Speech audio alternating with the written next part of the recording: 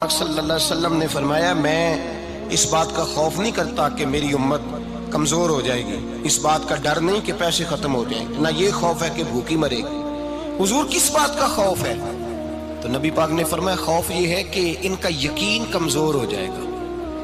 یاد رکھیں اگر اعتبار نہ ہو تو گھر نہیں چلتا، تو اگر اللہ رسول پر یقین کامل نہ ہو تو پھر بندہ مسجد نہیں آ سکتا، پھر اس کا دین نہیں چلتا، پھر اس کے لیے مشکل ہے نماز، پھر اس کے لیے مشکل ہے راہ خدا میں خرچ کرنا۔ میرے نبی پاک نے فرمایا یوں نہ کہا کر کہ یا اللہ چاہے تو دے چاہے تو نہ دے، جب مالک سے مانگ تو کہا کر یا اللہ تجھی سے مانگنا ہے، میں لے کے اٹھوں گا، تو مجھے دے گا۔ فرمایا جتنا تیرا یقین کامل ہوگا اتنا ہی اللہ تجھے جھولی بھر کے عطا فرمائے گا۔ کمزور سا مسلمان، لڑکھڑاتا سا مسلمان دیکھتا ہوں کرتا ہوں، اور یہ بھی نہ دیکھا کریں بھائی ایمان یقین کو استقامت کے درجے پہ لیں، یہ نہ دیکھا کریں کہ وہ کیسے دے گا، وہ کسی وسیلے کا محتاج نہیں ہے، وسیلے کو پسند کرتا ہے، پر وسیلے کا محتاج وہ بغیر وسیلے کے بھی دے دیتا ہے۔ ہر آدمی ماں باپ کے ذریعے پیدا ہوتا ہے، اگر پیدا کرنا چاہے تو جناب عیسیٰ کو بغیر باپ کے پیدا کر دیتا ہے، اگر پیدا کرنا چاہے تو حضرت آدم کو بغیر ماں اور باپ کے پیدا کر دیتا ہے۔ جب یقین رکھیں، یقین قرآن مجید پڑھیے، حضرت موسیٰ علیہ السلام فرعون کے دربار میں کھڑے ہیں، چاروں جانب دشمن ہی دشمن ہے، جادوگر آ گئے، انہوں نے سانپ چھوڑے، حضرت موسیٰ کے ہاتھ میں ڈنڈا تھا۔ حضرت موسیٰ کہتے ہیں یا اللہ کیا کروں؟ تو اللہ تعالیٰ نے فرمایا اپنا عصا پھینک دو۔ کہنا چاہیے تھا نا کہ یا اللہ ایک ہی تو شے ہے، اتنے سانپ ہے، بچانے کے لیے ڈنڈا ہے وہ پھینک دوں؟ ڈنڈا پھینکا جاتا ہے، سانپ کو دیکھ کر کے قابو کیا جاتا ہے۔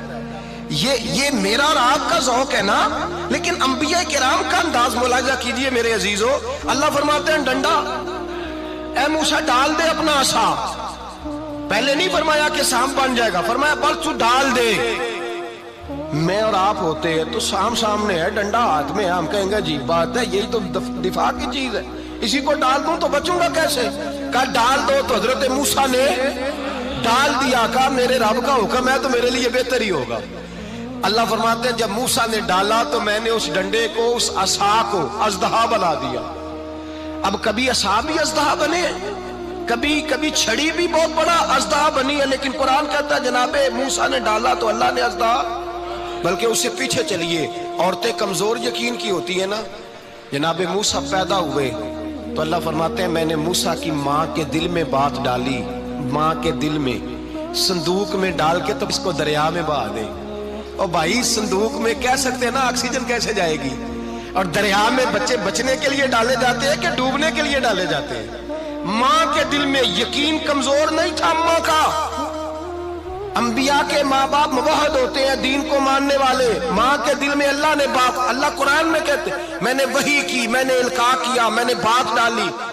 حضرت موسیٰ کی ماں کہتی ہے میں نے ڈال کے نا سمندر میں بیٹا، میں نے سمندر میں بیٹا ڈال کے صندوق میں بند کر کے رب کے حوالے کیا۔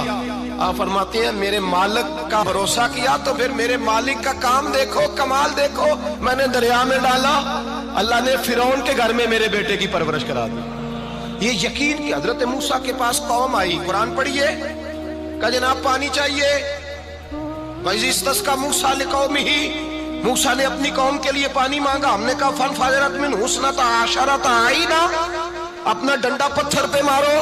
عقل والا آدمی ہوتا تو اڑ جاتا، کہتا یا اللہ پتھروں سے بھی کبھی پانی نکلا ہے؟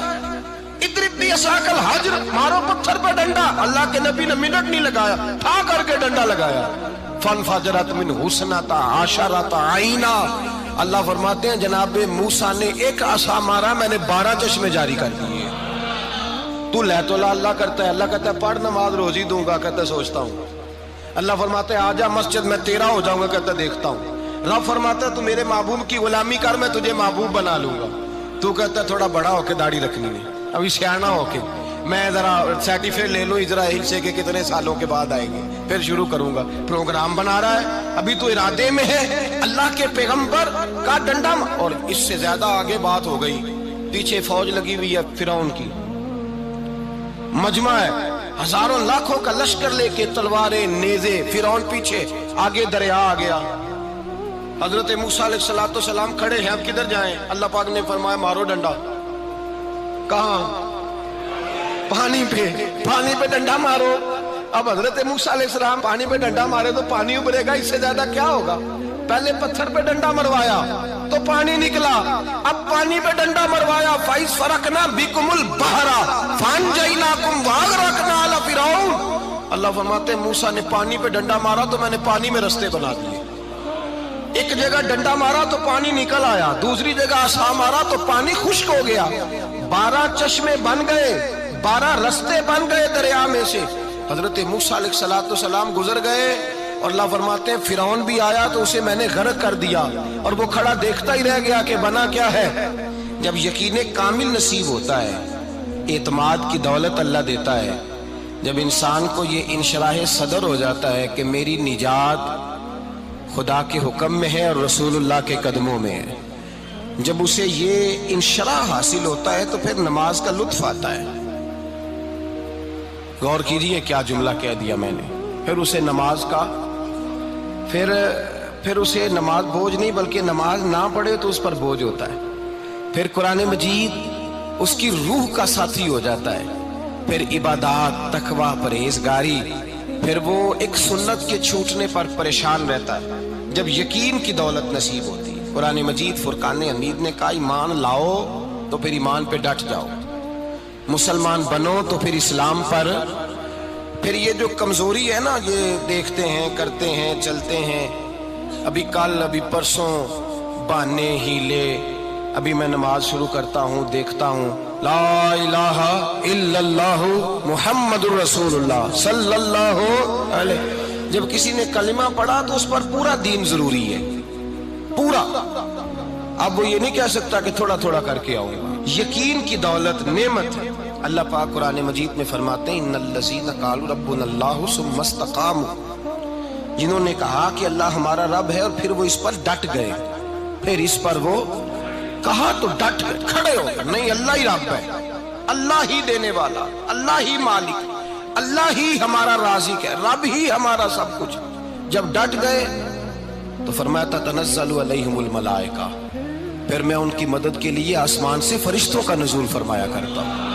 फरिश्ते क्या कहते हैं, अल्लाह तखाफू वला तहज़नू, गम न करना, खौफ न खाना, वबशिरू बिल जन्नतिल्लती कुंतुम तुअदून, हम तो तुम्हें अल्लाह तबारक व तआला की उस जन्नत की खुशखबरी देने आए हैं जिसका रब ने तुम्हारे साथ वादा किया हुआ है। फिर फरिश्तों का नुज़ूल होता है, लेकिन शर्त क्या है कि ईमान लाए और फिर ईमान पर फिर ये ना सोचे कि वो किस तरह देगा, वो कैसे अता करेगा, वो मेरी मदद किस तरह करेगा, निज़ाम कैसे चले। डट जाए, डट जाए, कहे मेरे अल्लाह का हुक्म है तो मैंने हलाल ही खाना है, मेरे रब का हुक्म है तो मैंने थोड़े पे गुजारा करना है, मेरे मालिक का हुक्म है तो मैंने अपनी जेब देखनी या दूसरे की नहीं देखनी, मेरे रब का हुक्म है तो मैंने उसकी इताअत में रहना। जब डट जाएगा अल्लाह के अहकामात पर, जब डट जाएगा तो अल्लाह फरमाता है फिर मैं तेरी मदद के लिए फरिश्तों का नुज़ूल करूंगा। नबी पाक सल्लल्लाहु अलैहि वसल्लम ने फरमाया दो दौलतें अगर किसी को अल्लाह दे दे तो समझे अल्लाह ने उसे दुनिया की सबसे ज्यादा दौलत अता फरमा दी। या रसूलल्लाह वो कौन कौन सी चीजें हैं? फरमाया एक जिस शख्स को अल्लाह ने माफ करने की दौलत अता कर दी, जो माफ करने लग गया, जिसकी तबीयत में दरगुजर आ गया, जो माफ करने लगा, गलतियां माफ करने लगा, जिसको एक दौलत ये मिल गई। और दूसरा मेरे मुस्तफ़ा ने फरमाया जिसे अल्लाह ने यकीन की दौलत अता फरमा दी। जिसको ये दो दौलतें मिल जाएं, एक दरगुजर करना, दूसरा रब रसूल पे यकीन कामिल रखना, उसे कायनात की हर शय मिल गई। मेरे नबी पाक ने फरमाया जब भी दुआ मांगो खुदा से ये दो नेमतें मांगा करो, अर्ज किया करो ए अल्लाह दरगुजर की दौलत अता फरमा, ए अल्लाह तू हमें यकीन की दौलत अता फरमा, ईमान की कुव्वत और पुख्तगी नसीब फरमा। मेरे भाई हुजूर ने फरमाया मांग के लो।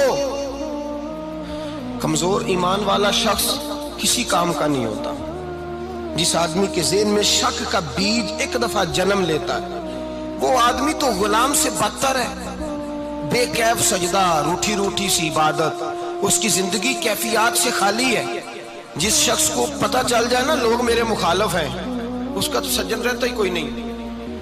असल बात ये होती है कि यहाँ सोच बैठा है कि दुनिया मेरे खिलाफ है, यहाँ मुखालफत यहाँ बैठ गई है, दो बंदे बातें कर रहे हैं तो परेशान है, मेरे खिलाफ ही लगे हुए हैं, मेरी बात हो रही है। क्योंकि असल तकलीफ कहाँ है? اور اگر یہاں یقین کامل ہو گیا نا کہ سارے مجھ سے پیار ہی کرتے ہیں، تو پھر دو بندوں کو بات کرتا دیکھیں گے تو یہی سوچے گا میری تعریفیں کر رہے ہیں۔